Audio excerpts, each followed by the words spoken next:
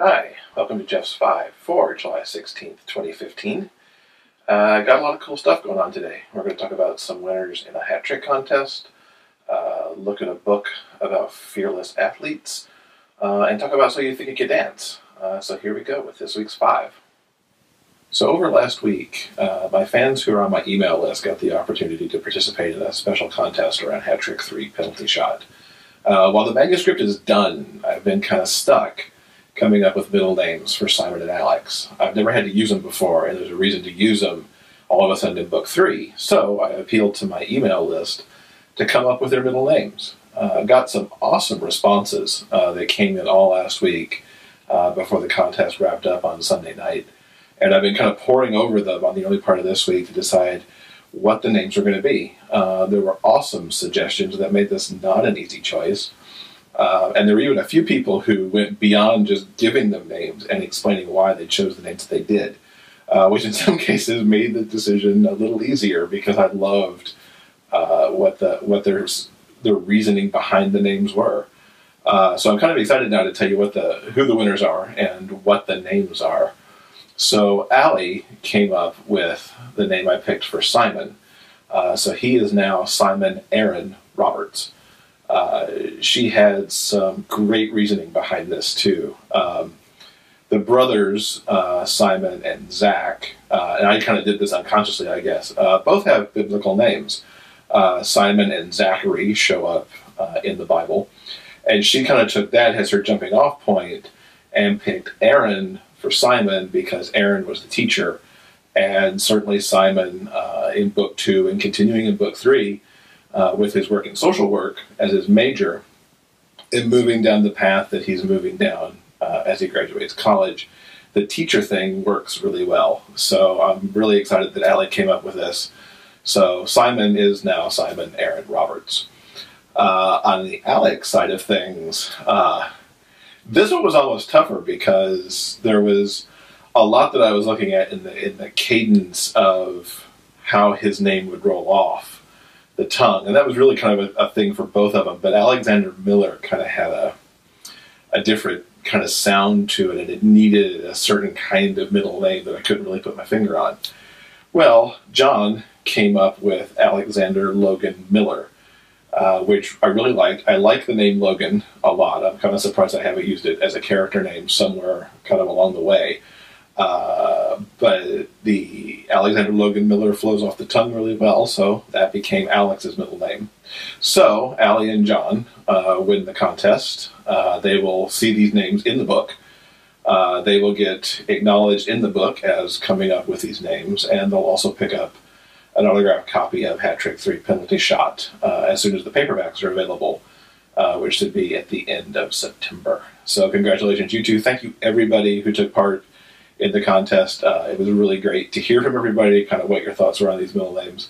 And I'm sure I'll do something like this again in the future because it was a good time. One other bit of book news.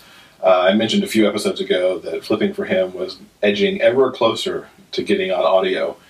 And on Monday this week, I actually pushed the button in ACX to say, I approve these files.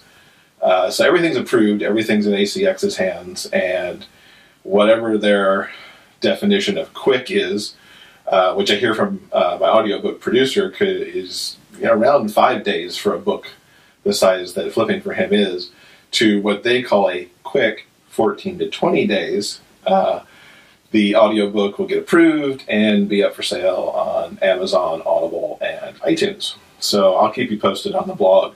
I'm excited to get Jason Frazier's performance out there because he gave such wonderful voice to Kevin and Shin, along with the other characters in the book, like Marshall and Quan and the parents. Really some good work there, so I'm excited to get that out, hopefully by the end of this month, depending on if it's going to truly be 14 to 20 days or closer to 5. So watch the blog for more on that. So last week I had to take a trip to San Francisco, and that means I'm in the car for about 12 hours round trip.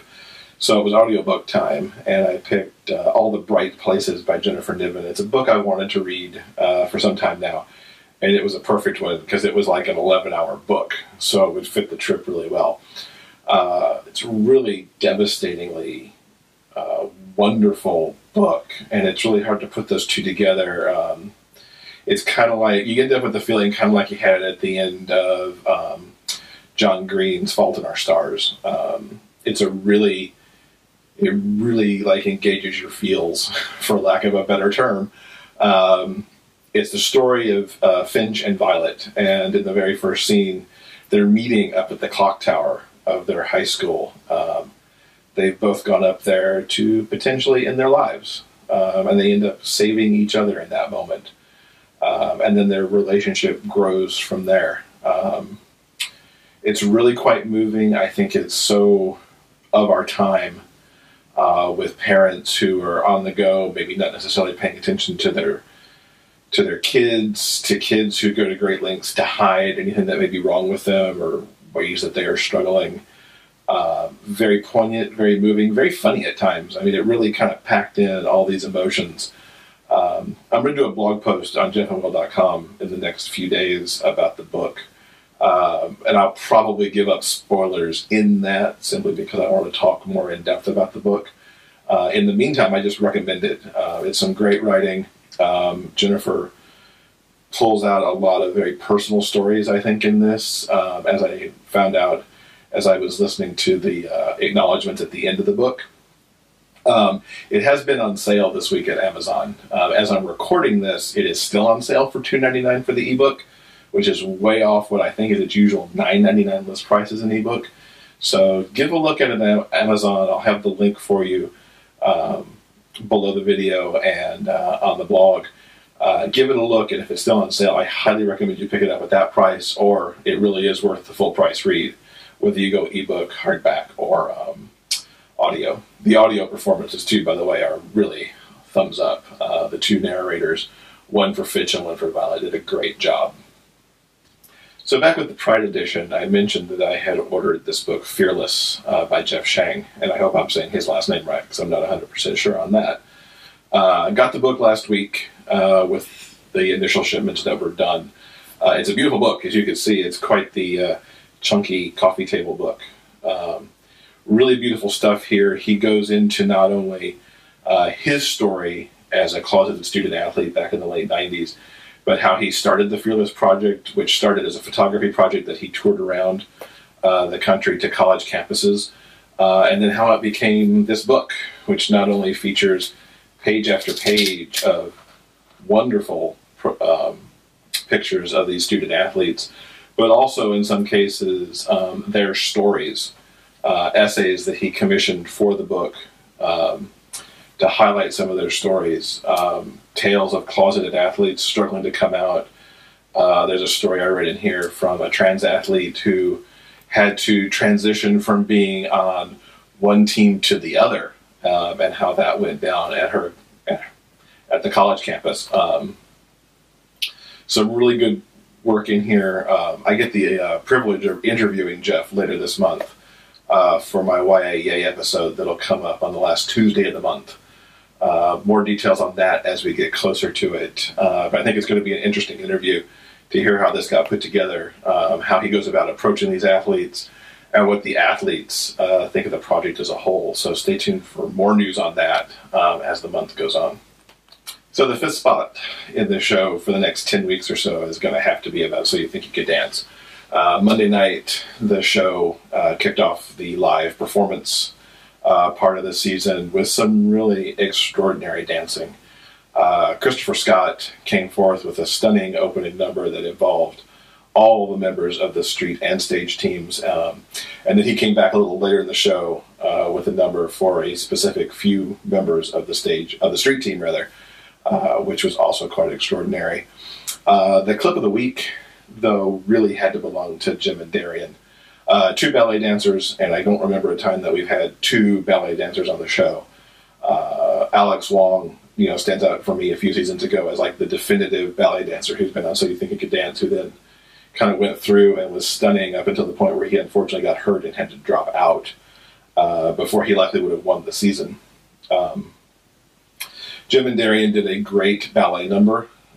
You don't get ballet much on this show, but when they do it, they really do it right. So that's up in the eye icon up here.